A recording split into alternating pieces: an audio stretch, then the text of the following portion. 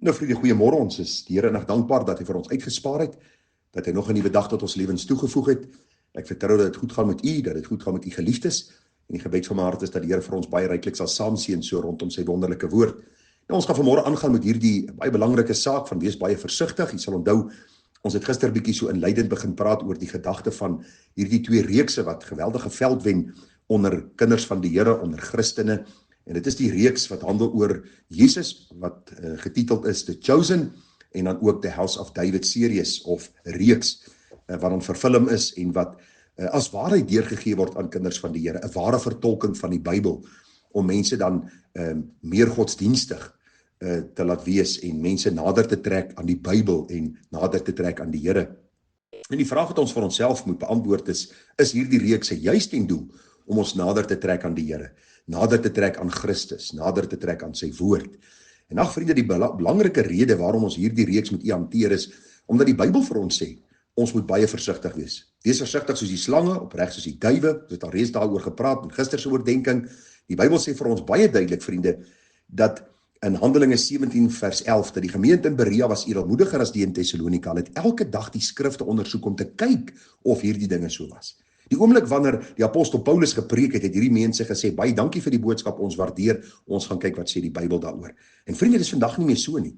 Die meeste glo eerder wat Hollywood vir ons sê, of wat die rolprentvervaardigers vir ons sê, in plaas van om deur die teks te gaan kyk, en wat sê God vir ons. Onthou net een ding, die Bybel is baie duidelik, 2 Petrus 1 vers 19 tot 21, dat God se woord is die profetiese woord wat baie vas staan.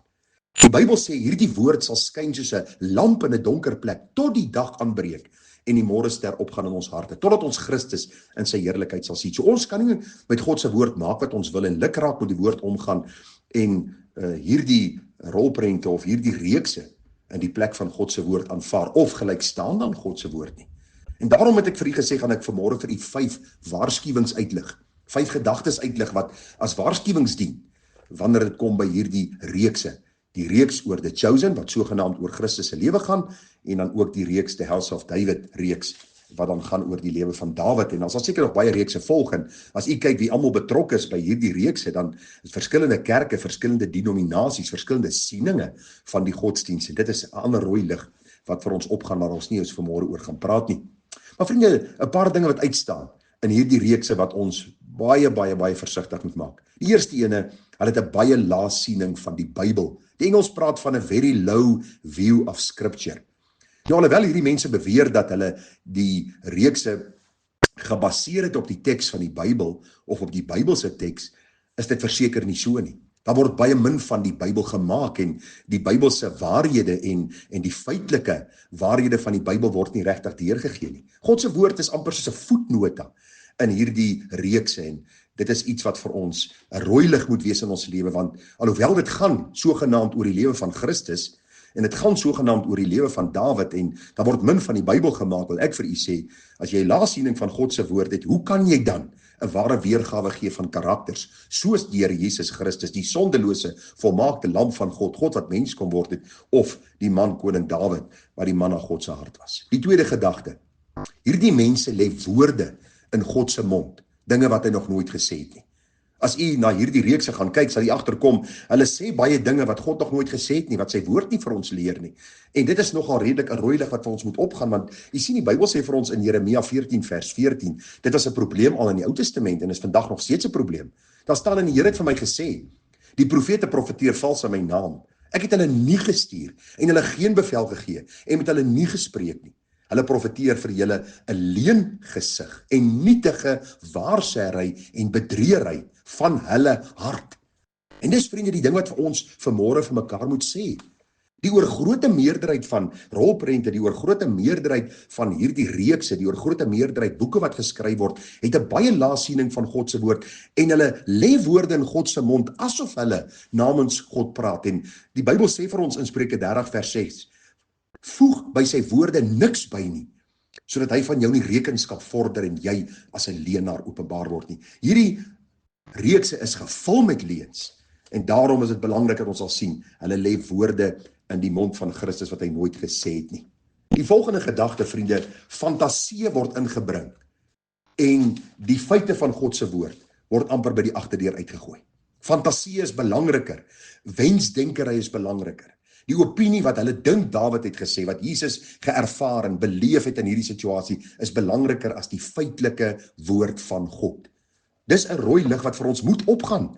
Want u sien vriende, die oomblik wanneer ons nie kan onderskei tref tussen fantasie en feite nie, dan raak alles vir ons 'n grys area, en daarom is daar so baie mense wat sê hulle is Christen, hulle is kinders van die Here, maar hulle aanbid 'n vreemde Christus, hulle aanbid 'n vreemde God, hulle het 'n vreemde verstaan van die Bybel, hulle is eintlik lynreg teen dit wat God in sy woord geopenbaar het. En baie keer is dit die rede omdat hulle na hierdie reekse kyk in plaas van om God se woord te bestudeer. Die woord van die Here is die enigste geopenbaarde bron van waarheid, waar God homself geopenbaar het, waar hy sy heerlikheid vir ons kom afskilder het, waar hy vir ons kom wys het wie hy is, en ook wat hy vir die sondaar aan die kruis kom doen het. Die volgende ene wat ek wil uitlig, ek het so ietsie daaroor gesê, maar ek moet dit as 'n aparte punt vir u noem, is hierdie mense lieg blaatant in die teks.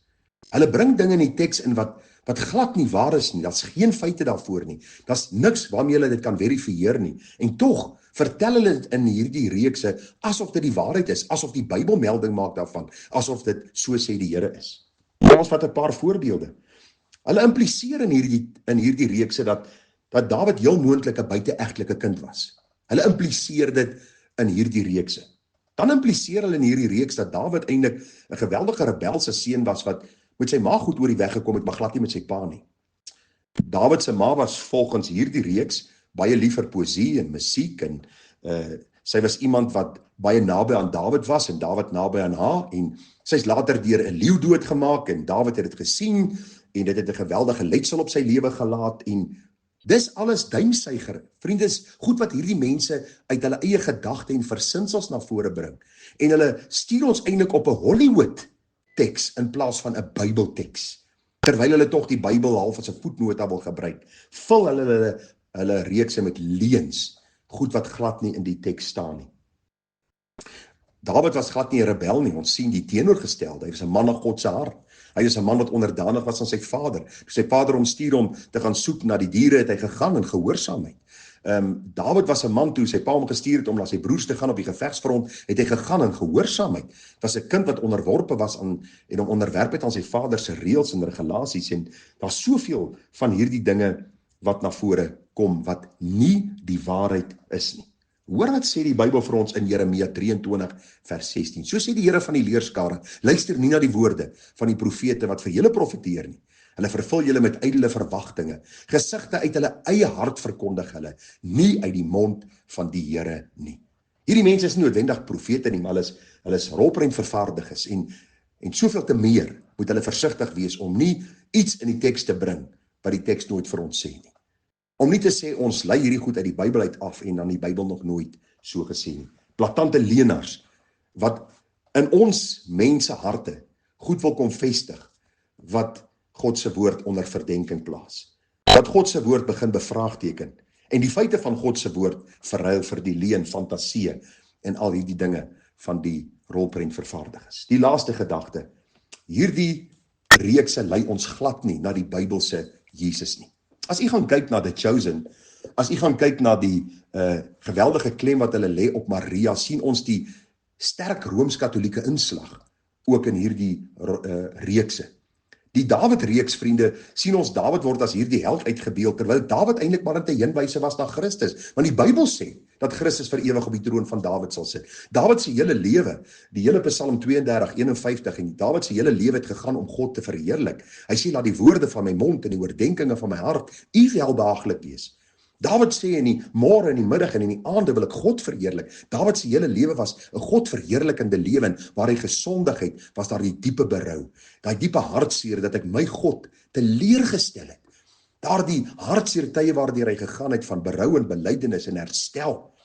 En elke keer het hy God se naam groot gemaak.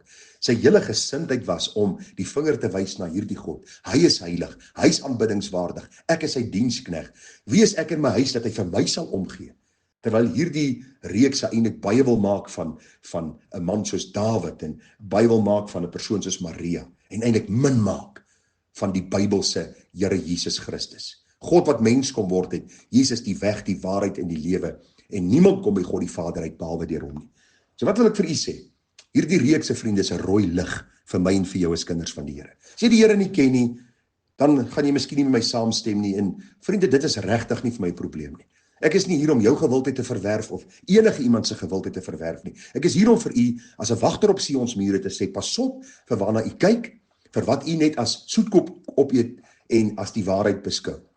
Ek bid en ek pleit dat u 'n ware student van die woord sal wees, want die Bybel sê dat die Here van ons eendag rekenskap gaan eis. Dit staan baie duidelik, sodat hy van jou nie rekenskap vorder en jy as 'n leienaar openbaar word nie. Jy sien, die erns van die saak is die dag van rekenskap. As ek nie vir u omgegee het nie en ek het u nie lief gehad het, ek vir u gesê, kyk wat u wil, lees wat u wil, gaan waartoe u wil, doen wat u wil. God is 'n God van liefde. Hy gaan jou oorsien, hy gaan my oorsien. Ons almal, we will all live happily ever after. As ek 'n leienaar was, as ek 'n huurling was, het ek dit vanmôre vir u gesê. Maar as herder van die kudde, as wagter op Sion's mure staan ek hier en ek basuin dit uit. Wees versigtig vir die wêreld. Die oomblik wanneer die wêreld die Bybel vat, gaan daar min van die Bybel oorbly en baie van die wêreld gaan na vore kom. Daarom pleit ek by u, lees jou Bybel, bid elke dag en dan sal jy groei. Die oomblik wanneer jy jou Bybel verwaarloos en jy vergeet om te bid, gaan jy val vir hierdie leuns en die val gaan baie groot wees. En vriende, dit kan ewigheidsgevolge hê. Daarom pleit ek by u dat u getrou sal wees aan die Here, getrou aan sy woord, en dat u ook sal wandel met u oë gefestig op Jesus, die leidsman en volëinder van u geloof. Vriende, groete vir u en 'n mooi naweek. Ons sien mekaar Sondag as die Here ons spaar. Tada.